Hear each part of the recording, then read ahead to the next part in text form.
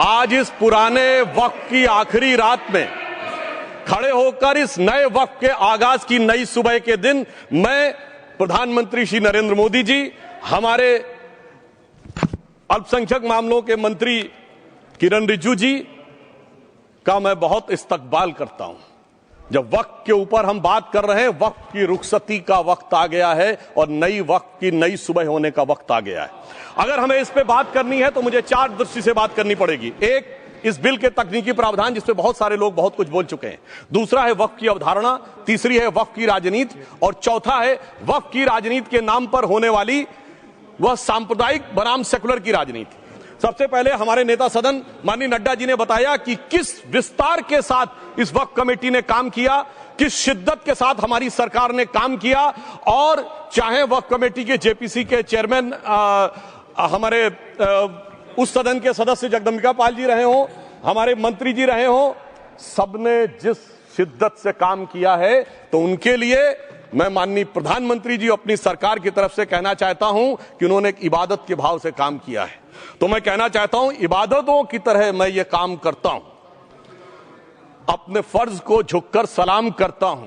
फिर भी आप खिलाफत कर रहे हैं तो तेरी मुखालफत से निखरती है शख्सियत मेरी। मैं सियासी दुश्मनों का भी बहुत एहतराम करता हूं। तो इस एहतराम के साथ मैं अब आगे का बयान शुरू करता हूं और मैं ये बताना चाहता हूं कि एक बड़ी सिंपल सी बात है जो अभी माननीय नड्डा जी ने भी कहा। दुनिया के तमाम मुस्लिम देश बता दिए, इस्लाम की धर्म स्थली सऊदी अरब, सबसे बड़ा मुस्लिम देश इंडोनेशिया, जहां खलीफत रही वहां टर्की, और जहां आईएसआईएस का इलाका वहां इराक और सीरिया, वहां कहीं भी कुछ भी नहीं है ऐसा। फिर भी हमारे यहां क्यों है, कैसा? तो मैं कहना चाहूंगा सभापति महोदय, एक हिंदी में कहावत होती है, नया मुल्ला प्याज ज्यादा खाता है, परंतु यहां तो जो गैर मुल्ला प्याज बहुत खा रहा था और इतना खा रहा था कि आंसू निकल रहे थे गरीब मुसलमान के भी और देश के भी। इसलिए मैं कहना चाहता हूं सभापति महोदय, अगर छोड़ दीजिए भारत की बात करिए, तो क्या ऐसी कोई शक्ति सिखों के पास है, ईसाइयों के पास है, यहूदियों के पास है, पारसियों के पास है? नहीं है। छोड़ दीजिए, इस्लाम के अंदर आइए। अगर इतना भाईचारा है तो ये सुन्नी वक्फ बोर्ड और शिया वक्फ बोर्ड अलग क्यों है मेरे भाई?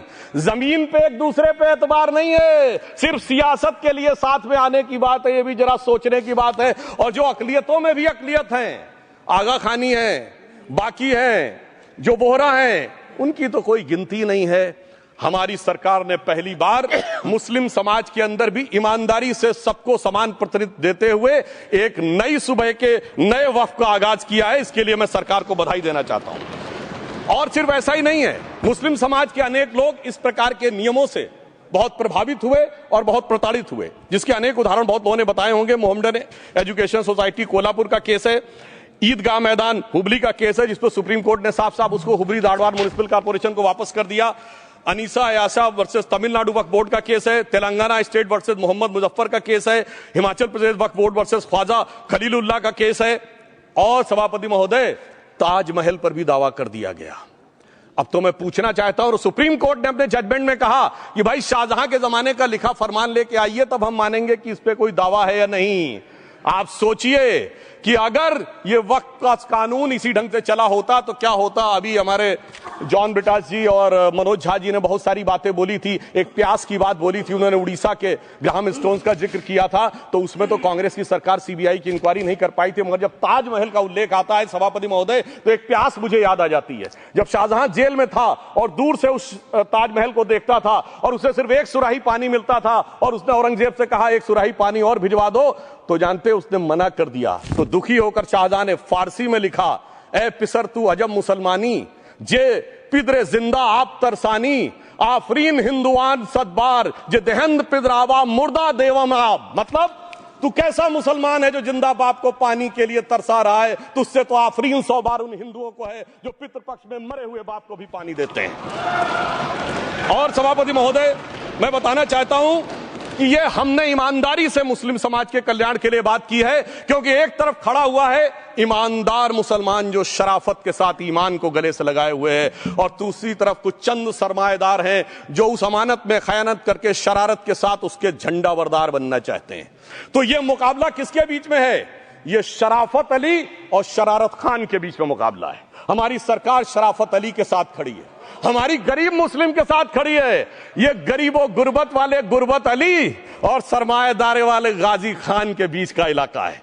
मगर मैं कहना चाहता हूं महोदय, एक बात मैं बहुत स्पष्ट रूप से कहना चाहूंगा, इन जरूरतमंद मुसलमानों की लड़ाई के लिए मैं कह सकता हूं कि ये गरीब मुसलमानों के दिल की कसक और कट्टरपंथी वोट के ठेकेदारों के मन की ठसक के बीच में हमारी सरकार ने उस कसक का साथ दिया है, जिसके लिए मैं मानता हूं गरीब और पसमानदा मुसलमान निश्चित रूप से उनका आभारी होगा।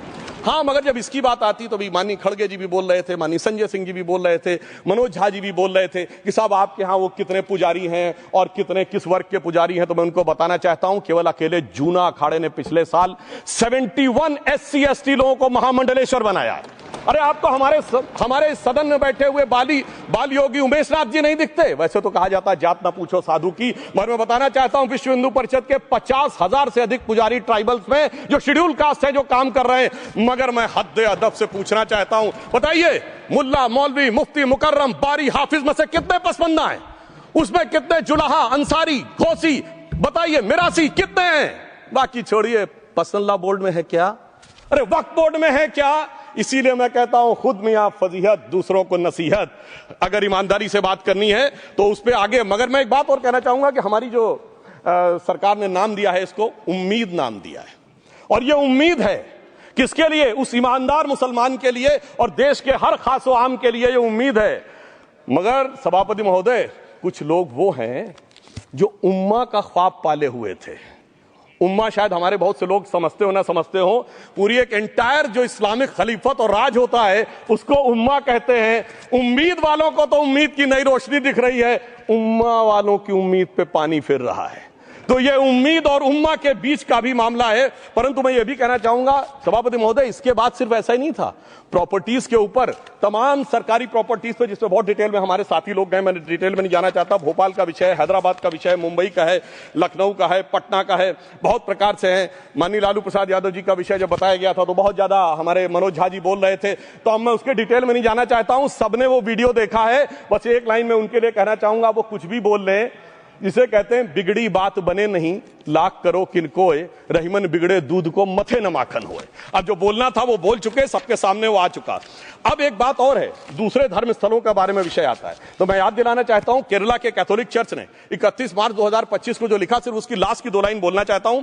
We request the central government to get the amendment bill passed as early as possible so that the tears of thousands of suffering people in the place like Munambam can be wiped out only by a legal amendment that can provide a permanent solution to their suffering. We urge all the MPs from opposition party to support the bill so that the historic legislation can become unanimous. मगर सभापति महोदय, ये अल्पसंख्यकों की बात करने वाले जब अल्पसंख्यक की बात आती तराजू पे तौलते हैं, किसका वेट ज्यादा है, किसकी धमक ज्यादा है, किसकी खनक ज्यादा है, फिर तय करते हैं कि माइनॉरिटी के साथ आना है, किस माइनॉरिटी के साथ नहीं आना है। और मैं एक और बात कहना चाहता हूं, तमिलनाडु के तिरुचेरी मंदिर की बात आई, यमुनानगर में गुरुद्वारे की बात आई, केरल में क्रिश्चियन कम्युनिटी की जमीन की बात आई। बहुत सारे लोग प्लेसेस ऑफ वर्शिप के एक्ट की बात करते हैं, तो as per places of worship act Tamil Nadu का मंदिर का तो स्टेटस नहीं चेंज हो सकता भाई। 15 अगस्त 47 के बाद किसी प्लेस ऑफ वर्शिप का स्टेटस नहीं चेंज हो सकता, तो वक्फ बोर्ड को क्लेम फॉरफिट कर देना चाहिए, because it is in contrast to the places of worship act. परंतु अब सुनिए, यही गुरुद्वारे के बारे में भी होना चाहिए। मगर सभापति महोदय, चाहे वक्फ बोर्ड का एक्ट हो, चाहे प्लेसेस ऑफ वर्शिप एक्ट हो, एक ही को फायदा होना है, जिसे कहावत में कहते हैं, खरबूजा छुरी पर गिरे या छुरी खरबूजे पे गिरे, आखिर में कटना भगवे रंग के खरबूजे को ही होता है। अब मैं यह भी बताना चाहता हूं कि इन संपत्तियों के द्वारा जो कुछ हुआ, उन्होंने इतनी चीजों को लिया है, इतनी चीजों को लिया है। एक पुराना उर्दू का शेर है कि मिटे नामियों के निशान कैसे कैसे, और ये जमीन खा गई आसमां कैसे कैसे। इस जमीन ने कैसे कैसे लोगों को अपने में समा लिया, इसकी तमाम तारीख गवाह है। अगर मैं इसमें बहुत डिटेल में जाऊंगा तो सदन का बहुत सारा वक्त जाएगा, परंतु मैं एक बात ये कहना चाहता हूं कि जब इतना ज्यादा आगे बढ़ गया तो फिर कोर्ट ने आगे इंटरवेनेशन करना शुरू किया। मैं डिटेल में नहीं जाना चाहता हूं। अभी कार्तिकेय शर्मा जी ने, बहुतों ने बोला सैयद फसल का case versus union of government, Allahabad high court के केस को कहा, मगर Bashir versus state of West Bengal case में उन्होंने बहुत क्लियर कट कहा है कि waqf is not a religious religious denomination in accordance with Article 26 of the Constitution, so the matter relating to the restricting the economic, financial, political and other sectoral activities that may be associated with religious practice under Article 25(2)(a) of the Constitution can be regulated by the state. तो मुझे लगता है अब इसके बाद कोई किंतु परंतु का स्कोप नहीं रह जाना चाहिए। परंतु उसके बाद भी सभापति महोदय जो कानून को न माने, जो कहे संविधान को नहीं मानेंगे और जो ये कहे कि साहब अदालत के आदेश को भी नहीं मानेंगे, तो फिर इसका मतलब उसके मन में तो एक ऐसी बादशाही आ गई है। इसके लिए मुझे सभापति महोदय वो पुरानी वाली फिल्म अगर लोगों को याद हो तो मुगले आजम का वो सीन याद आता है कि जब अकबर ने अनारकली को कैद कर लिया तो सलीम कहता है जब्त मैं करूं जिसकी की जमीन वीरान हो गई है, जब्त वो न करे जिनके सिर्फ शौ के बाद चाहत को ठेस पहुंची है। ये जिल्ले इलाही की बादशाही नहीं बल्कि खुदाई है। मैं कहना चाहता हूं जो संविधान को न माने, कानून का न माने, इसका मतलब वो अपनी खुदाई में जी रहा है। तो ये वो लोग हैं। और वैसे मैं सभापति महोदय खुदाई से आजकल बहुत से लोगों को डर लगता है, क्योंकि जहां जहां खुदा है वहां वहां भगवान है, जहां जहां खुदा है वहां वहां भगवान है। बाकी आप सब बहुत बुद्धिमान हैं। अब मैं ये भी बात कहना चाहता हूं, और वैसे आखिर में उस अनारकली को कैद से छुड़ाने के लिए सलीम का एक हिंदू साथी दुर्जन सिंह ही आया था। मैं कह सकता हूं कि वक्फ की इस मुकद्दस जमीन को अगर कैद करके रखा है तो उन चंद लोगों ने जिनके दिमाग आज भी उन चीजों में भरे हुए हैं कि कोई समझता हम तो किसी जमाने में हुक्मरान वक्त थे, कोई कहता हुजूर नवाब थे, कोई कहता बादशाह आलमगीर थे, कोई कहता है बादशाह गाजी जिंदा पीर थे। तो नदीमुल हक साहब ने जो बोला था ना, किसी के बाप का हिंदुस्तान थोड़ी है, बिल्कुल मैं कहना चाहता हूं जिन्होंने इस देश के लिए खून बहाया उनके बाप का हिंदुस्तान है, उस गरीब मुस्लिम कारीगर के बाप का हिंदुस्तान है। पर जो ये कहते हैं कि आगरे का लाल किला किसके बाप ने बनवाया, आगरे का किला किसके बाप ने बनवाया, दिल्ली का किला किसके बाप ने बनवाया, हैदराबाद का चार मीनार किसके बाप ने बनवाया, उसके बाप का यह हिंदुस्तान नहीं है। और उसके बाद भी जो आप करना चाहते हैं, अगर इस रास्ते में आप कांटे बिछाना चाहते हैं, तो उनके लिए एक लाइन कहना चाहता हूं सभापति महोदय, तेरी तमन्ना है पर हम खार न बोने देंगे, खार कांटों को कहते हैं, तेरी तमन्ना है पर हम खार न बोने देंगे, तुझे हम राह की दीवार न होने देंगे, तू सबको रौंद कर आगे जो निकलना चाहे हम तेरी इतनी भी रफ्तार न होने देंगे। और इसीलिए हमारी सरकार ने इस विषय के ऊपर एक सही और सटीक प्रयोग करने का प्रयास किया है। मैं दूसरी बात यह भी बताना चाहता हूं, हमारे डीएमके के तिरुचि शिवाजी ने अनायास अकारण यह बात बोली थी कि उस समय जब जिन्ना का उल्लेख करते हुए उन्होंने कहा कि पार्टीशन के समय, तो मैं उनके सुलभ संज्ञान के लिए बता देता हूं, 1946 की कॉन्स्टिट्यूएंट असेंबली में मद्रास प्रेसिडेंसी में 30 आउट ऑफ 30 सीट्स जो थी वो मुस्लिम लीग ने जीती थी विद 95% ऑफ वोट्स, और एक भी मुस्लिम वहां के बाद बाहर नहीं गया। इसलिए मैं ईमानदारी से कहना चाहता हूं, फैक्ट को समझिए। और जो मद्रास प्रेसिडेंसी के मुस्लिम लीग के अध्यक्ष थे और पीजे पोकर साहब बहादुर और मोहम्मद इस्माइल, वही बाद में इंडियन यूनियन मुस्लिम लीग के अध्यक्ष बने, और उन्होंने 28 अगस्त 1947 को सेपरेट इलेक्टोरेट मांगे। जो कोई जाके कॉन्स्टिट्यूएंट असेंबली की डिबेट में पार्लियामेंट किया, आप वेबसाइट पे पेज नंबर 270 पे जाके पढ़ लीजिएगा, सरदार पटेल ने बड़े गुस्से में इस बात को कहा, अब जो हो गया सो हो गया, एक रात में दिल नहीं बदल गया, मगर अब देश के लिए कैसे आगे बढ़ना है उसके लिए ईमानदारी से आगे आओ।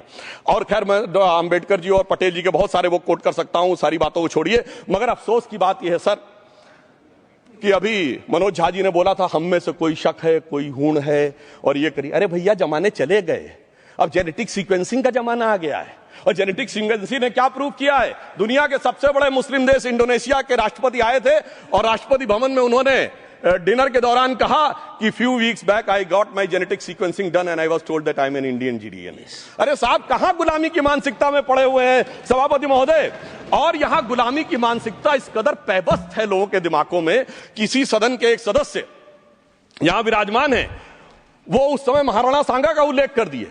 मैं ईमानदारी से कहता हूं एक भी इंडियन सोर्स में इसका उल्लेख नहीं है, सारे के सारे फॉरेनर्स और लुटेरों के सोर्स में उल्लेख है। इसीलिए मैं कहता हूं ये गुलामी के जिन्होंने गुलाम बनाया उनके सोर्सेस पे यकीन ना करिए। और वैसे थोड़ा सा आउट ऑफ कॉन्टेक्स्ट हो तो ये भी बोल दूं, हमारे सदन के बहुत सदस्यों को नहीं पता होगा, अलेक्जेंडर के आक्रमण का किसी भारतीय सोर्स में कोई उल्लेख नहीं है, पोरस नाम के किसी राजा का उल्लेख नहीं है, सिर्फ और सिर्फ ग्रीक में है। इसलिए गुलामी की मानसिकता से बाहर निकलिए, तब इन चीजों को आप सही ढंग से समझने में सफल होंगे। मेरा अब यह भी अनुरोध अपने सदस्यों के साथ है। वक्त की अवधारणा के बारे में बहुत कुछ बोला जा चुका है कि ये ओरिजिनली कहां से आया, पर मैं इतना कहना चाहूंगा, सबसे पहले वक्त का उल्लेख आता है जब ससनिड एम्पायर को खलीफा उमर ने कैप्चर किया, तो आज का जो सदन इराक है उसके इलाके को उन्होंने वक्फ डिक्लेयर किया और वो स्टेट के द्वारा कंट्रोल होता था। स्टेट के बारे में माननीय नड्डा जी ने अभी बताया कि बड़े बड़े देशों में किस ढंग से होता था।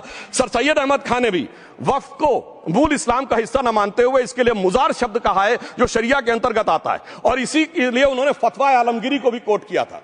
और इसीलिए 1894 की जो प्रिवी काउंसिल का जजमेंट जो आया था वो वक्फ अल औलाद के खिलाफ आया था। मगर सभापति महोदय 1906 में कलकत्ता कांग्रेस अधिवेशन में कांग्रेस ने प्रस्ताव पारित किया कि प्रिवी काउंसिल के जजमेंट में कुछ गलती है, इसे बदलना चाहिए।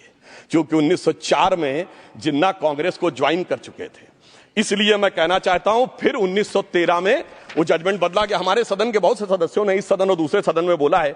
मैं एक सेंटेंस बोलता हूं, लगेगा जैसे वही लोग बोल रहे हैं। वर्ड ये है, कोट है, since the bill was introduced to administer the Muslim law for Musalmans so the question of public policy does not arise. लगता है जैसे हमारे कोई सदस्य में बोल रहा हूं। सर, ये मोहम्मद अली जिन्ना ने अप्रैल 1913 में ही is use this word while moving the report of the select committee to the imperial legislative council. Sir, 1913 से 2013 तक भाषा ही नहीं बदली और आज भी भाषा नहीं बदल रही है। हमें ईमानदारी से, और उस समय यूपी और बंगाल ने उसका विरोध किया था। आज यूपी और बंगाल के लोग किस तरीके से साथ में है वो पूरी तरीके से दिखाई पड़ता है। इसलिए हम ये कहना चाहते हैं, हाँ, एक प्रश्न बहुत उठाया जाता है कि केवल मुस्लिम ही वक्फ को क्यों दान दे सकता, ऐसा वक्फ बोर्ड में क्यों संशोधन किया गया। मैं ईमानदारी से कहना चाहता हूं, ऐसा नहीं कि मैं इस्लामिक मामलों का बहुत बड़ा आलिम फाजिल जानकार हूं, मगर इस्लाम में बहुत साफ मान्यता है कि जो गैर मुस्लिम है उसकी इबादत अल्लाह कबूल नहीं कर सकते, उसकी दुआ कबूल नहीं होगी तो दान कैसे कबूल होगा। साहब, हम इस्लामिक भावना का सम्मान कर रहे हैं। हमारे अल्पसंख्यक मंत्री गए थे तो वो मदीना में एक डेफिनेट लेवल तक जा सकते, उसके आगे नहीं जा सकते। अगर इबादत की इजाजत नहीं है तो साहब जायदाद की इजाजत कैसे हो सकती है। मुस्लिम भावना का सम्मान है, और अगर है तो कोई मुल्ला मौलवी मुफ्ती मुकर्रम बारी आज आके बता दे कि कबूल हो सकती है दुआ, तो हम दान भी कबूल करने के लिए तैयार हैं। और तो और छोड़िए साहब, जब आप कहते हैं कि हर चीज हलाल होनी चाहिए, तो साहब हलाल करने की प्रक्रिया नहीं, हलाल करने वाला भी मुस्लिम होना चाहिए, तब वो हलाल होता था। तो मैं पूछना चाहता हूं साहब, काटने के लिए तो हलाल होने के लिए मुस्लिम जरूरी है और बांटने के लिए बगैर मुस्लिम के भी हलाल होगा, ऐसा तो नहीं हो सकता। तो जो हमारी सरकार ने किया है वो मुस्लिम भावना के सम्मान के लिए किया है। और जहां तक मैं कहना चाहूंगा, हिंदू समाज के बारे में बात करते हैं, हमारे यहां कोई प्रॉब्लम नहीं है। हमारे यहां कोई ऐसा नहीं कि हज पे कोई गैर मुस्लिम नहीं जा सकता। हमारे देखिए कुंभ में 50 लाख विदेशी आए थे और किसी से नहीं कहा या कन्वर्ट हो जाओ। इसलिए मैं कहना चाहता हूं, हिंदुइज्म की धारणा और बाकी धारणा का जो तुलना करने का प्रयास करते हैं वो बहुत उचित नहीं है। मगर सभापति महोदय, इस वक्त ने कई अद्भुत नजारे दिखाए। इस्लाम में जो काफिर से ज्यादा मुशरिक और शिर्क को बुरा माना गया, नहीं जो भगवान को माने ही नहीं। यहां देखिए वो लेफ्ट के लोग जो कहते हैं धर्म एक अफीम है, वो आज खुदाई खिदमतगार बन के खड़े हो गए। सोचिए कैसा बदलाव आया है। और सर, मुझे एक और चीज नजर आती है। एक पुराना गीत था, वक्त ने किया क्या हसी सितम। तो आज मैं कहना चाहूंगा, वक्त ने किया क्या हसी सितम कि मुस्लिम लीग और शिवसेना मिलके हो गए हम। और मैं कहना चाहता हूं, ये मुस्लिम लीग वो है जिसने सेपरेट इलेक्टोरेट की मांग की थी, और इस शिवसेना के उबाटा के हमारे इस सदन के एक सदस्य हैं। और सर, हमारे साथ मुरली जी बैठे हैं, मुरली देवड़ा जी ने मुझे याद दिलाया, उन्होंने, मिलिंद देवड़ा जी ने याद दिलाया, उन्होंने कहा एक जमाने में उन्होंने कहा था मुस्लिमों की नागरिकता छीन लेनी चाहिए। इसीलिए मैं कह रहा हूं, वक्त ने किया क्या हसी सितम, ये दोनों मिलके हो गए हम। और सर, मैं इसके बाद एक टेक्निकल बात करना चाहता हूं। जब इन्होंने टाइम ड्यूरेशन हटा दिया था और बैक में पीछे जा सकते थे, तो मैं पूछना चाहता हूं सर कि जब ब्रिटिश हुकूमत आई तो उसने तो मुगलों सारी हुकूमत ले ली थी, तो उनका मालिकाना हक कैसे हुआ। सर, 1707 के बाद तो इस्लामी हुकूमत दिल्ली से खत्म हो गई थी। एक आखिरी मुगल बादशाह शाह आलम के लिए तो बोला जाता था सल्तनते शाह आलम दे लाल किले ते पालम, यानी आज का IGI एयरपोर्ट। तो साहब उसके बाद ये गुजरात के सूरत से लेकर लखनऊ तक उनका मालिकाना हक निकलने कहां से लगा। अरे भाई, जब दिल्ली को कैप्चर किया था अंग्रेजों ने तो सारी जमीन अंग्रेजों की थी। तो जब मैं अपने कांग्रेस के मित्रों से पूछना चाहता हूं, ये जब गवर्नमेंट ऑफ इंडिया एक्ट में पावर डीड ट्रांसफर की थी तो पढ़े नहीं थे क्या, या खोखले कागज पर साइन कर लिए थे, या कागज सही था, आप खोखला करने की बात है। मैं पूछना चाहता हूं, जब 250 साल तक वो हुकूमत ही नहीं रही तो उस हुकूमत के फरमान की लेजिटिमेसी कैसे हो सकती है। ये मैं कानूनविदों के लिए भी एक फूड फॉर थॉट रखने की बात करता हूं। और दूसरी बात मैं कहना चाहता हूं, ये किन हुकूमतों की बात कर रहे हैं सभापति महोदय। अगर सूरत नगर निगम पे दावा है मुगल के जमाने का और तमिलनाडु के मंदिर पर अरकाट के नवाब का। सभापति महोदय, ये वो हुकूमतें थी जो जजिया लगाती थी, ये वो हुकूमतें थी जो जिम्मी का कॉन्सेप्ट रखती थी, ये वो हुकूमतें थी जो गाजी की बात करती थी। क्या भारत के संविधान में उन हुकूमतों के फरमान को सही मान्यता देना सही है? बिल्कुल गलत है। मैं कहता हूं बाबा साहब अंबेडकर के संविधान में यदि आप ऐसी हुकूमतों के फरमान को रखने की कोशिश करते हैं तो this is fraud on constitution. और हमारी सरकार ने अगर बैकडेट से वो बंद किया है तो उस फ्रॉड को रोकने की पूरी व्यवस्था की है। और यहां पर मैं ये भी कहना चाहता हूं सभापति महोदय, जमींदारी उन्मूलन 1948 में हो गया, मगर ये बाद में जमींदार कैसे क्रिएट हो गए? हमने बचपन में विनोबा भावे, हम लोग के जन्म से बहुत पहले की बात है, विनोबा भावे जी के भूदान आंदोलन की बात सुनी थी, जिसमें जमींदारों से पैसा लेके जमीन लेके गरीबों को दी जाती थी। पर सभापति महोदय, कभी आपने सुना कि गरीबों की जमीन जमींदारों को मिल जाए?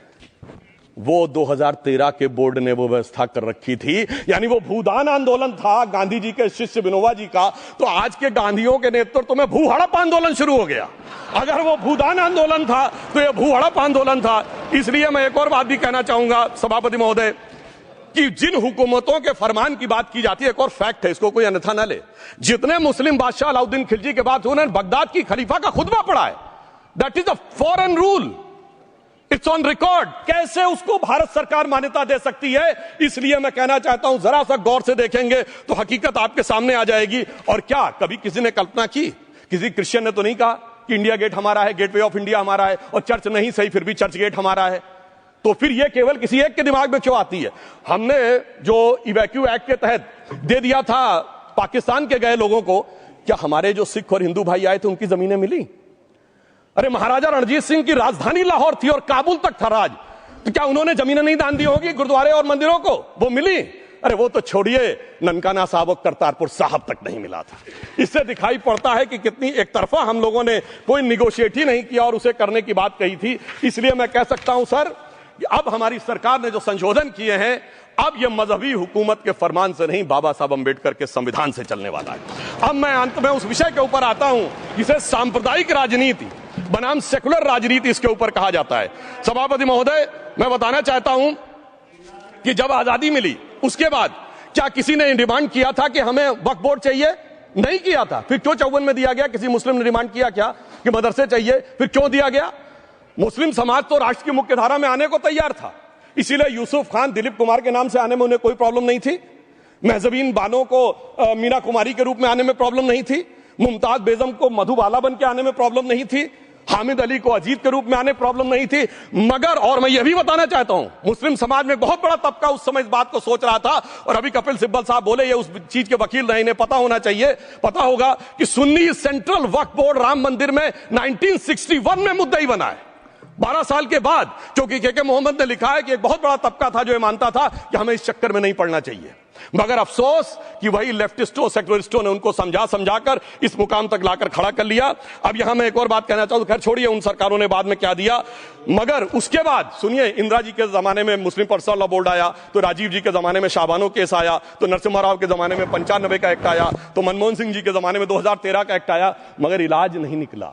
तो इसे एक शेर में कहूंगा कि मरीजे सेकुलर इश्क पर लानत खुदा की, मर्ज बढ़ता गया जो जो दवा की।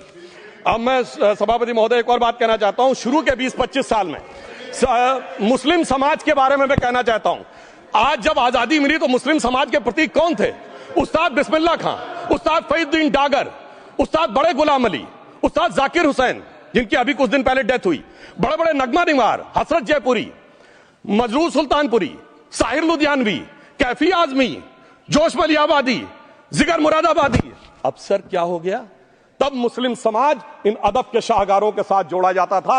आज मुस्लिम समाज का नेतृत्व किन लोगों के साथ जोड़ता है? इशरत जहां, याकूब मेनन, मुख्तार अंसारी, अतीक अहमद, दाऊद इब्राहिम। कौन जोड़ रहा है ये? तब से सर, जब से ये सेकुलर हो गया देश 1976 से और सेकुलर सियासत शुरू हुई, उसने ले जाकर इनको इस मुकाम तक पहुंचाया। और इस वक्फ बोर्ड के बिल में भी जो बात कही जा रही है सर, मुस्लिम समाज को यह समझाया गया कि तुम्हें बीजेपी वालों को तुमसे बड़ी अदावत है, और कहा गया इनको बड़ी मोहब्बत है। जब यह देश आजाद हुआ, मैं उत्तर प्रदेश का रहने वाला हूं, उत्तर प्रदेश में 1931 की संसद में 8% रेट ऑफ डेथ थी और सैयद मुसलमानों में 24% थी। यूपी की ब्यूरोक्रेसी में 20% थे। आज कहां चले गए सब? मैं एक लाइन में कहना चाहूंगा, ये अदावत और मोहब्बत की सियासत में ऐसे फंसे कि किसी को किसी की मोहब्बत ने मारा, किसी को किसी की अदावत ने मारा, मगर इस शराफत अली को सेकुलर सियासत ने मारा। और मैं सभापति महोदय एक और बात कहना चाहता हूं कि चलिए बोलिए। Fauzia Khan, please one second, mic is there.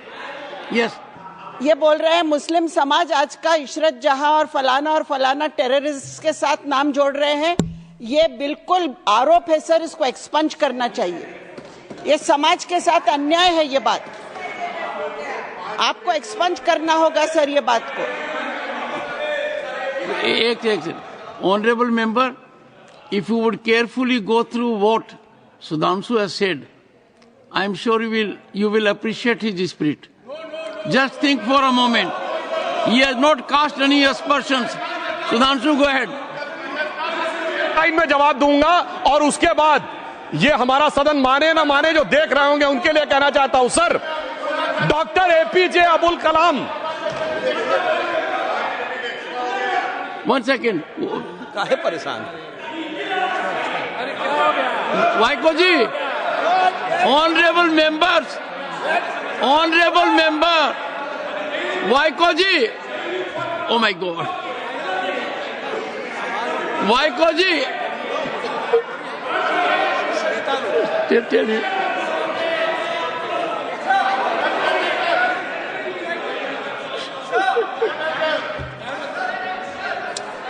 Honourable SM को जी हिंदी समझ रहे हैं।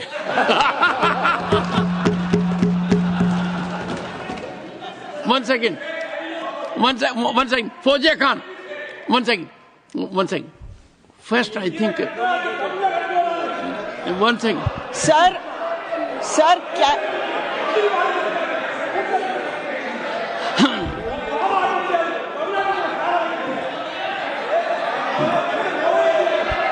Sir, community cannot be stigmatized. Yes, sir. An entire community cannot be branded like this. Fauziya Khan ji, I'll come to you. I'll give you the opportunity. Honorable Finance Minister. But one line he said. One line. No, one nimisham irungappa, please. He might be very emotional, sir, but that one line he said is objectionable, and I will seek your indulgence to remove it. He said, Tamil Nadu la kaal vai paakren. You enter Tamil Nadu, I'll see you. No good. No good. இல்ல தப்பது தப்பு. அப்படி சொல்லக்கூடாது. நீங்க அப்படி பேசுறது தப்பு. நீங்க அப்படி பேசுறது ரொம்பவே தப்பு. இந்த நாட்டுல யார் வேணாலும் எங்க வேணாலும் கால் வைப்போம். யாருக்கும் அதிகாரம் இல்ல ஒரு உயிர் மேல. Honorable Finance Minister. So sir, this is atrocious. You set foot in Tamil Nadu and take care. What is that language? We have a Home Minister after a long time who has brought about changes unthinkable. What he said, you can be fully assured. Yes, Honorable Home Minister. Yes, Jairam ji. Minister, please. If the Honorable Finance Minister has found a statement objectionable, Jairam ji, the statement of the Honorable Member stigmatizing a whole community is objectionable. Oh. And what is worse is the chairman lending respectability to that view. Oh my. That is even worse. Honorable that is even worse. मान्यवर, सुधांशु जी ने मुसलमानों के लिए कुछ नहीं किया है, India alliance के लिए किया है। अब मैं एक एक कर बता देता हूं। अरे सुनो ना भाई, आप सुनो तो। अरे दिग्विजय सिंह सुनिए, मैं खड़ा हूं ना अपने पैर पर। मान्यवर, सुधांशु जी ने कहा इशरत जहान, यही एनसीपी पार्टी ने इशरत जहान के घर पर जाकर रुपयों का इनाम भी दिया था और उसको शहीद बताया था। दूसरा कहा अतीक अहमद किस पार्टी से थे? इंडिया अलायंस की। दूसरा कहा अंसारी किस पार्टी से? कांग्रेस और इंडिया अलायंस के। ये सारे नाम आपके साथ जुड़े हैं भाई। उल्टा उन्होंने तो मुसलमान कम्युनिटी से तो ढेर सारे शायरों का नाम दिया जिन्होंने साहित्य की सेवा की और ढेर सारे साहित्य की रचना की। मन Sudhanshu, he is not yielding now. Sudhanshu. सबसे पहले मैं तमिलनाडु का जवाब देना चाहता हूं। यस सभापति महोदय, तमिलनाडु से ही डॉक्टर एपीजे अब्दुल कलाम थे और मैं सारे सदन से कहना चाहूंगा, डॉक्टर कलाम का नमाजे जनाजा और याकूब मेनन का नमाजे जनाजा एक ही दिन हुआ। कितने लोग याकूब मेनन के नमाजे जनाजा में गए और कितने डॉक्टर कलाम के नमाजे जनाजा में गए? डॉक्टर कलाम मेमोरियल पे कितने लोगों की फोटो है? दिखाएं मुझे, सोशल मीडिया पे पोस्ट की हो। मगर मैं तमिलनाडु का जवाब देना चाहता हूं। यस सभापति महोदय, तमिलनाडु से ही डॉक्टर एपीजे अब्दुल कलाम थे और मैं सारे सदन से कहना चाहूंगा, डॉक्टर कलाम का नमाजे जनाजा और याकूब मेनन का नमाजे जनाजा एक ही दिन हुआ। कितने लोग याकूब मेनन के नमाजे जनाजा में गए और कितने डॉक्टर कलाम के नमाजे जनाजा में गए? डॉक्टर कलाम मेमोरियल पे कितने लोगों की फोटो है? दिखाएं मुझे, सोशल मीडिया पे पोस्ट की हो। मगर अफजल हालात का मारा था आपके एक मंत्री का ऑफिशियल ट्वीट है, वो इस सदन के सदस्य नहीं तो मैं नहीं बोल रहा हूं। याकूब मेनन की जुडिशियल किलिंग हुई आपके एक नेता का, मिनिस्टर का ऑफिशियल ट्वीट है, सदन के सदस्य नहीं है इसलिए नहीं बोल रहा हूं। और सर 26/11 आरएसएस ने कराया, सदन के सदस्य बैठे हुए हैं। हाफिज साहब और सुनिए, जाकिर नायक शांति का मसीहा सदन में सदस्य बैठे हुए हैं। सर किसने जोड़ा? मैं नहीं कह रहा हूं जोड़ा, हमने किससे जोड़ा मैं बताना चाहता हूं। मैं अपनी बात, सर मैंने नाम किसी का नहीं लिया। सर आपने उड़ता तीर क्यों पकड़ लिया? सर मैंने नाम नहीं लिया, उड़ता तीर क्यों पकड़ लिया? सर मैं पूरी बात करूं। सर मैं कहना चाहता हूं, हमारी सोच मुस्लिमों के बारे में और इनकी सोच में क्या अंतर है। देखिए, जिन लोगों ने मुस्लिम हिस्ट्री नहीं पढ़ी उन्हें मैं बताना चाहता हूं। एक दो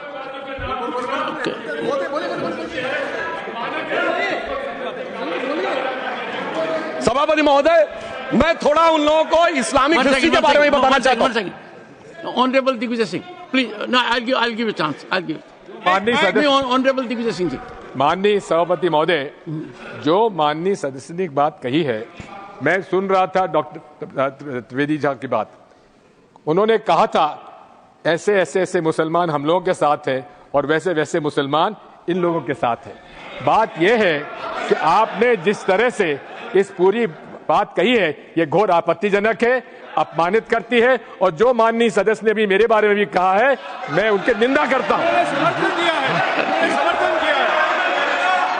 ऑनरेबल होम मिनिस्टर,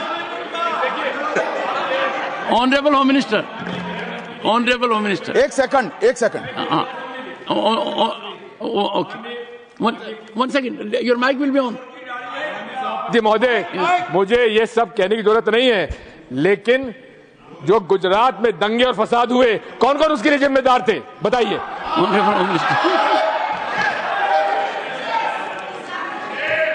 मान्यवर, मैं ध्यान से बारीकी से पूरे संवाद को सुन रहा हूं। माननीय सदस्य सुधांशु जी ने दिग्विजय सिंह का नाम नहीं दिया। अब वो खड़े होकर कहे मेरे बारे में कहा, इससे साबित हो गए। और अभी भी मौका है, आपने नहीं कहा है कि 26/11 के हमले में आरएसएस का हाथ था, तो अभी खड़े होकर माइक चालू कराकर बुलवा दीजिए। माननीय, और आपत्तिजनक बात है, मैंने ये बात कभी नहीं कही है, ये आप लोगों का प्रचार है। मेरी आपत्ति इस बात की थी कि सभी माननीय सदस्य ने और बात कही है कि अब हमारे तरफ ऐसे ऐसे मुसलमान थे और वैसे वैसे मुसलमान हम लोग की तरफ थे। ये पूरे समाज के साथ, पूरे अल्पसंख्यक समाज के साथ अपमानजनक बात है। और माननीय सभापति महोदय, आप बताइए, माननीय गृह मंत्री जी, आप वहां पर थे, गृह मंत्री थे जब दंगे हुए थे, तो आप लोगों का क्या रोल था, ये जन जाहिर करें। होम मिनिस्टर, इनको मेरा हुआ ऐसा है कि मैं ही दिखाई पड़ता हूं आपकी। सुनिए, अब सुनिए ना दिग्विजय सिंह, सुनिए, एक मिनट सुनिए। दंगे शांत होने के बाद 18 महीने के बाद मैं गृह मंत्री बना। दंगा हुआ तब मैं गृह मंत्री नहीं था। सुधांशु त्रिवेदी, संदर्भ में किसी का नाम नहीं लिया। अजीज बर्मी की किताब थी 2611 एंड आरएसएस कॉन्स्पिरेसी, कोई जाके चेक कर ले उसमें कौन कौन कहां था। अब मैं मुसलमानों के बारे में कहना चाहता हूं, मुस्लिम समाज के लिए। बहुत से लोग ऐसे हैं जिनको मुस्लिम समाज की हिस्ट्री नहीं पता है। मैं बताना चाहता हूं, भारत से जब न्यूमेरिक सिस्टम सबसे पहले गया तो अल जहर थे सबसे पहले, जिन्होंने जाके 1793 में जो सूर्य सिद्धांत था उसका अरबी में ट्रांसलेशन हुआ सिंध हिंद। और हम बता रहे हैं हम किस तरह के मुस्लिम को साथ रखते हैं। डॉक्टर कलाम से बड़ा आलिम इस्लाम में साइंसदान नहीं हुआ, और आरिफ मोहम्मद खान साहब जो बिहार के गवर्नर हैं उनसे बड़ा आलिम फाजिल मुसलमान आज सियासी जमात में तो नहीं होगा, यह मैं दावे के साथ कह सकता हूं। मगर मैं बताना चाहता हूं सर, उसके बाद उन्होंने एक किताब लिखी, एक सर 10th सेंचुरी के मुस्लिम राइटर थे जिन्होंने किताब लिखी, उसका नाम था the compendious book of balancing and completion according to Hindu calculation, जिसको शॉर्ट में अल जब्र कहा गया और वहां से अल जबरा निकला। और सर उसके बाद अल ख्वारिज्म आया। और सर आज मेरे ख्याल से सदन के बहुत से लोगों को नहीं पता होगा, ये जो एल्गोरिथम वर्ड है ये अल ख्वारिज्म से आया हुआ है। एक जमाने में इस्लाम में बैतुल हिकमत था, यानी वो सबसे बड़ा हिकमत का केंद्र था। जब एक से एक लोग होते थे, बहुतों को नहीं पता होगा कि कोलंबस ने जिस नक्शे के थ्रू दुनिया ट्रेवल किया था वो बनाने वाला भी एक मुस्लिम था, अल इदरीसी। मगर सर एल्गोरिथम आज ऐसा बदला कि एआई के एज में दलगत भावना से ऊपर उठकर औरंगजेब के साथ खड़े हो गए। सर ये एल्गोरिथम किसने बदल दिया, ये मैं बताना चाहता हूं। इस पे थोड़ा सोचने की जरूरत है। इसलिए मैं कहता हूं मुस्लिम पॉलिटिक्स की सोच क्या थी, हमने किन मुसलमानों का साथ दिया है, मैं बताना चाहता हूं सर। वीर अब्दुल हमीद की शहादत की 50वीं वर्षगांठ 2015 में हुई। प्रधानमंत्री मोदी जी ने उनके पूरे परिवार को और उनकी पत्नी को बुला के सम्मानित किया, और इन लोगों ने उस यासीन मलिक को, जिसके ऊपर 3 एयरफोर्स के ऑफिसर्स को हत्या करने का आरोप था, वो प्रधानमंत्री आवास में। सर साफ दिखाई पड़ता है कौन किसके साथ खड़ा हुआ है, कौन किस तरह के मुसलमान के साथ खड़ा हुआ है। और सर मैं ये भी कहना चाहता हूं सर, ये सर अपने टर्न पे बोलिए सर, पिछले 30-35 सालों से हुआ खड़ा किया जा रहा है। 1990 में जब राम मंदिर आंदोलन हुआ, कहा गया बीजेपी आएगी उत्तर प्रदेश में खा जाएगी। सर बीजेपी आने के बाद उत्तर प्रदेश में जानते क्या हुआ सर, 22 साल से शिया सुन्नी के बीच में जो दंगे चलते थे और मदे साहबा का जुलूस नहीं निकलता था, शिया समुदाय का मदे साहबा का जुलूस लखनऊ में हमारी सरकार में निकलना शुरू हुआ। और उसके बाद कहा गया केंद्र में भाजपा आएगी तो खा जाएगी। सर अटल जी की सरकार आई, इतनी शानदार स्थिति रही। उसके बाद कहा गया गुजरात में आएगी तो भाजपा खा जाएगी। सर गुजरात का मुसलमान आज सबसे समृद्ध मुसलमान है, सबसे ज्यादा जकात वहां से आता है। उसके बाद कहा गया मोदी जी की सरकार आएगी तो क्या होगा। सर मोदी जी की सरकार आने के बाद हमारे साथियों ने बताया है अल्पसंख्यक समुदाय के 70% लोग हैं जिनको किसी न किसी एक योजना का लाभ जरूर मिला है। और सर फिर कहा गया सीए आएगा तो नागरिकता छिन जाएगी। सर उसके बाद भी आपने सब देखा, और सर बचपन में सुनते थे कि राम मंदिर बनने लगेगा तो मिडिल ईस्ट के देश पेट्रोल देना बंद कर देंगे। सर राम मंदिर भी बन रहा है और भारत मिडिल ईस्ट कॉरिडोर भी बन रहा है और अबू धाबी में भी मंदिर बन रहा है और 4 मुस्लिम देशों ने सर्वोच्च नागरिक सम्मान मोदी जी को दिया हुआ है। इसलिए मैं कहना चाहता हूं सर, मर्ज हो तो उसका इलाज किया जा सकता है। जैसे हमारे यहां वैद धन्वंतर माने गए हैं, इस्लामी अकीदे में वैद हकीम लुकमान माने गए, तो कहा गया है उनके लिए कि इसमें क्या रखा है, देखे है जो तू आन के पास, बददुमा वहम की दारू नहीं लुकमान के पास। यानी मर्ज का इलाज है पर वहम का इलाज तो हकीम लुकमान भी नहीं कर सकते जो आपने पाल कर रखा है। मैं कहना चाहता हूं हम किन मुसलमानों की बात करते हैं। आप गंगा जमुनी तहजीब की बात करते हैं। सर दारा शिकोह औरंगजेब का बड़ा भाई था, उसने उपनिषदों का अध्ययन किया, संस्कृत में अनुवाद कराया और नाम रखा सिर्रा अकबर, यानी वर्ड्स ऑफ गॉड। मैंने किसी को दारा शिकोह की जयंती मनाते हुए नहीं देखा। मैं पूछना चाहता हूं बेगम बीबी ताज, उनके घर पे जाते किसी ने सुना? सर ये बताइए, आलम शेख इतने बड़े कृष्ण भक्त के कवि, किसी ने सुना उनके घर पे जाते हुए? मलिक मोहम्मद जायसी जिन्होंने पद्मावत लिखा, उत्तर प्रदेश के रहने वाले, उनके घर पे कोई गया? ये बताइए ब्रिगेडियर मोहम्मद उस्मान के घर पे कौन गया? आजमगढ़ में, गाजीपुर के रहने वाले थे, आज तक जाने वालों में नहीं दिखे। और मैं सर बताना चाहता हूं एक और बात, सर एक सैयद इब्राहिम रसखान हुए हैं, बहुत बड़े कृष्ण भक्त के कवि। सर जिन्होंने क्या लिखा, उन्होंने कहा मेरा अगला जन्म हो तो भी मैं कृष्ण भक्ति बनना चाहूंगा, मनुष्य बनूं तो ग्वाल बाले के रूप में और पशु बनूं तो गाय के रूप में। उन्होंने कहा मानुष हो तो वही रसखान, बसों ब्रज गोकुल गांव के ग्वारन, जो पशु हो तो कहा बस मेरो चरो नित नंद की धेनु मजारन। सर उन्होंने कहा गायों के बीच में नंद बाबा की गायों में जन्म लेना चाहूंगा। मगर सर आज एक ऐसे नेता आए हैं इस देश में जिनको गायों से बदबू आने लगी है, तो उनके लिए मुझे मेरे मन में भाव आता है सर कि श्री रामचंद्र कह गए सिया से ऐसा कलयुग आएगा, गोपालक श्री यदुवर कुल में एक ऐसा नेता आएगा जिसे बकरे कटने में खुशबू मिलेगी, गौ माता में बदबू पाएगा। रामचंद्र कह गए सिया से कैसा कलयुग आएगा। अब सर मैं एक और बात भी कहना चाहता हूं, हम किनको मानते हैं सर? नजीर अकबराबादी को सुनिए, कृष्ण भक्त के लिए क्या कहा। सर मैं एक बोलना चाहता हूं, बुल्ले शाह ने क्या कहा? बुल्ले शाह ने कहा, अभी होली गुजरी है, उसने कहा था आज होली खेलूंगी मैं कर बिस्मिल्लाह। उन्होंने आगे कहा, अलस्तु बिरबिकुम, प्रीतम बोले, सब सखियों ने घूंघट खोले, नाम नबी की रतन चढ़ी, सुनिएगा, नाम नबी की रतन चढ़ी और बूंद पड़ी अल्लाह अल्लाह, आज होली खेलूंगी मैं, कर बिस्मिल्लाह। तो मैं भी कहता हूं अब बिस्मिल्लाह करिए और उसके बाद हमारे इस सहयोग करिए, इस सकारात्मक उसका, वरना अल्हम्दुलिल्लाह जो हम मुसलमानों के लिए और देश के लिए करना चाहते हैं उसमें हमें सफलता जरूर मिलेगी। अंत में मैं सिर्फ यह कहना चाहता हूं सर, तमाम प्रकार की बातें यहां पर हुई, सकारात्मक और नकारात्मक, मगर अफसोस की बात यह है कि 1913 के वक्त वाला औलाद से लेके 2013 के वक्त वाला औलाद तक इनकी फितरत नहीं बढ़ती, क्योंकि सर ये तो पार्टियां ही वाला औलाद है, तो इनको तो उससे बहुत ज्यादा वो होगी। पर मैं सिर्फ अंत में कहना चाहता हूं सर, अपनी सोच बदलिए। आप जिस कश्ती पे सवार होकर इस दरिया को पार करने की कोशिश कर रहे हैं, पिछले 75 साल में नहीं कर पा रहे हैं, 10-12 साल में बहुत हिचकोले खा रहे हैं, तो कश्ती और रास्ता बदलिए। तो इनके लिए अंत में एक पंक्ति कहते हुए बात समाप्त करना चाहूंगा कि इन्होंने कश्ती भी नहीं बदली, दरिया भी नहीं बदला, पर इन डूबने वालों का जज्बा भी नहीं बदला, पर है शौक के सफर ऐसा, एक उम्र हुई हमने, मंजिल भी नहीं पाई, रास्ता भी नहीं बदला।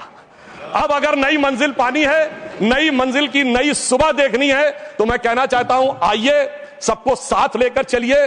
और एक ऐसा वक्त आया है जब मैं जो हमारे किरण रिजिजू जी ने कहा था कि मैंने एक शम्मा जलाई है हवाओं के खिलाफ, तो मैं प्रधानमंत्री मोदी जी की तरफ से कहता हूं कि हमें इल्जाम मत दीजिए, बहुत अफसोस होता है, हमें इल्जाम मत दीजिए, बहुत अफसोस होता है। बड़ी तरकीब से कश्ती यहां तक लेके आए हैं और बदल देते हैं हम दरिया की लहरें अपनी हिम्मत से, आंधियों में भी अक्सर चिराग हमने जलाए हैं। धन्यवाद।